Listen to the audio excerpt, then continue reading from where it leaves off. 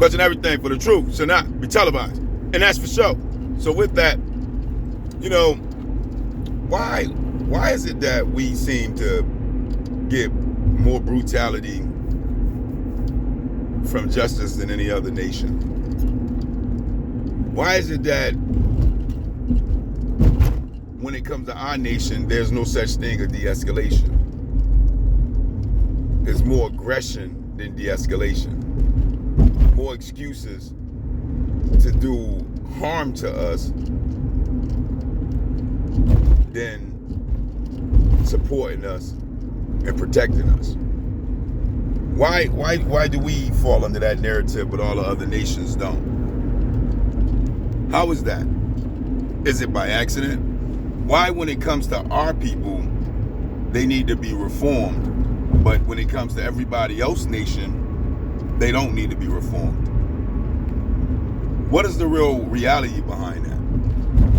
Do it have anything to do with the fact that they won't give us a bill passed for protection against hate crimes, even though we number one on the federal census of ethnic hate crimes to be arrested? Under the federal census of ethnic hate crimes as number one on the list. Do it have anything to do with that?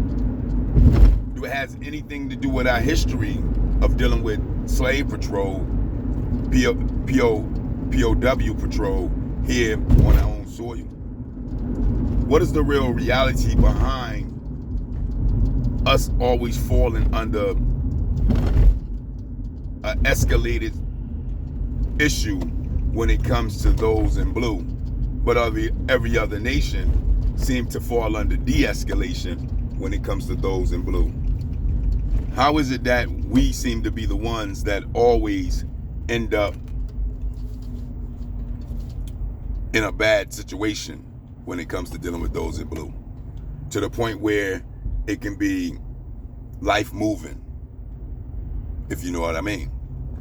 Because the more I look at these different cases or events that happen when it comes to those coming to do a wellness check or a stopping ticket or a stopping ask questions, for some reason our people get treated real brutality like,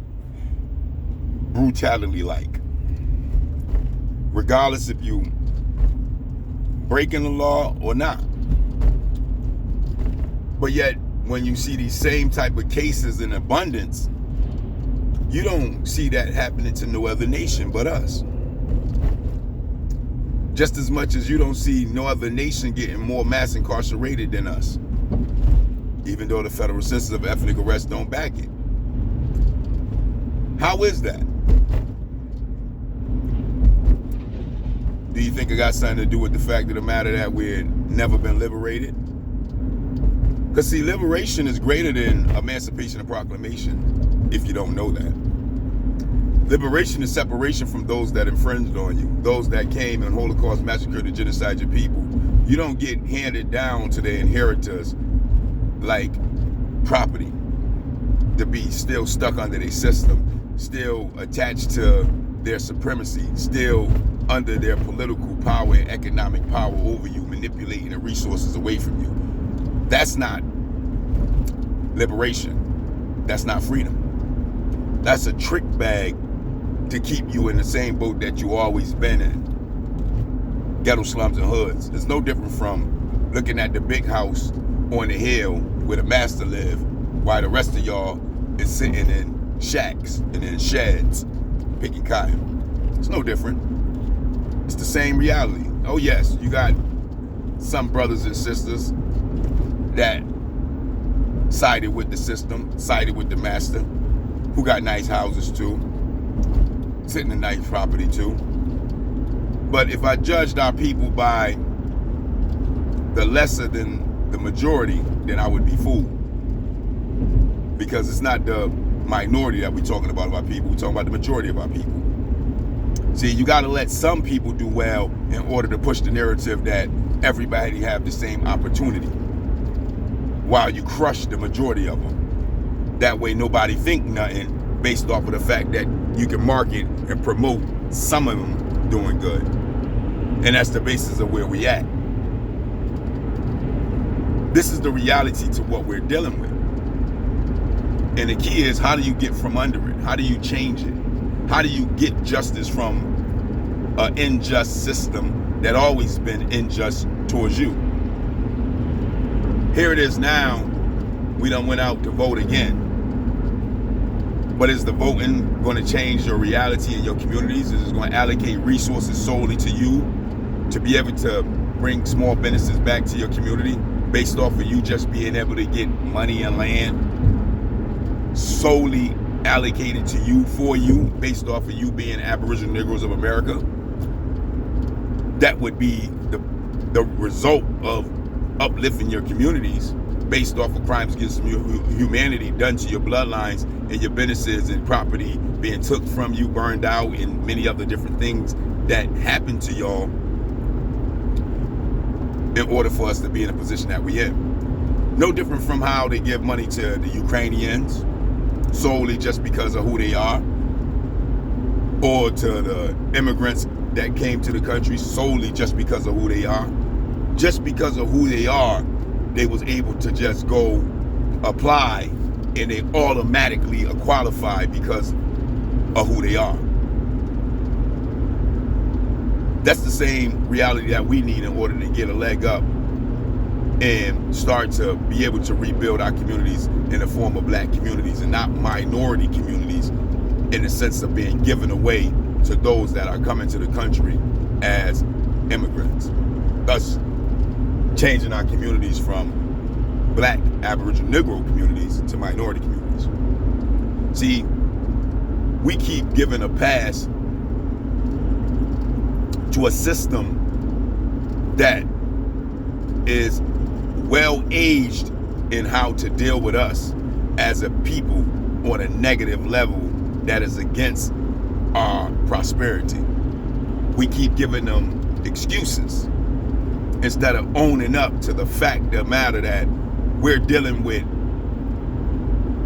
a system and colonizers who came for only one thing when it comes to dealing with us, and that's our destruction.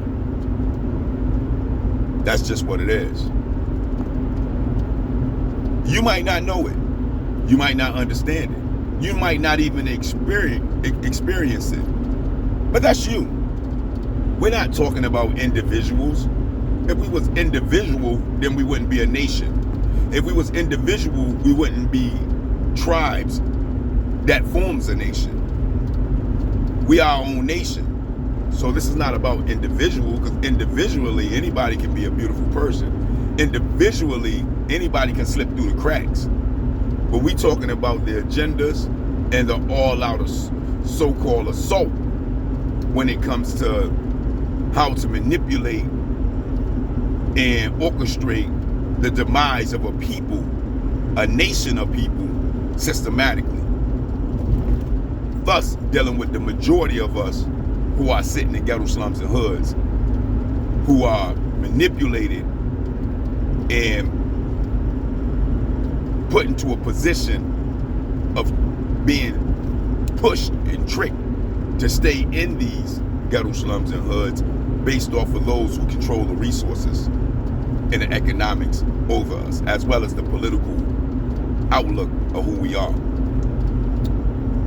These are the things that we got to learn to accept and stop giving a pass to those that are doing it to us. Wanting justice is not racism. It's not being prejudiced. It's not pushing any type of hatred, anything on anyone when you're just looking for justice. Justice is justice. The key is, how do you go about getting justice from a system that is set up to not give you justice? Who do you go to? Who do you sit down and talk to? How do you get crimes against humanity judged by a system who won't judge it? Who do you go to get that judgment through? So that way you can get reparations, reparative justice, reform in the form of what is owed to you, which is money and land. Great Britain has a major stint in what has happened to us. Great Britain owe us. And many other countries, France owe us, Europe owe us, Africa owe us. We need that bag, and we need it like yesterday. And until we can get that bag, we're going to continue to find ourselves as bottom feeders of all other nations. So we must do something. We must push on, because that something is justice. That something is understanding that I might be all right, but as a nation, we're not all right. So as a nation, I must push on. As a nation, I must seek justice, because our generations as a nation is in danger of not making it to the future. That's the reality of where we stand. And with that, I just don't get it. I just don't understand it. But it is the question. You let me know. Peace, peace.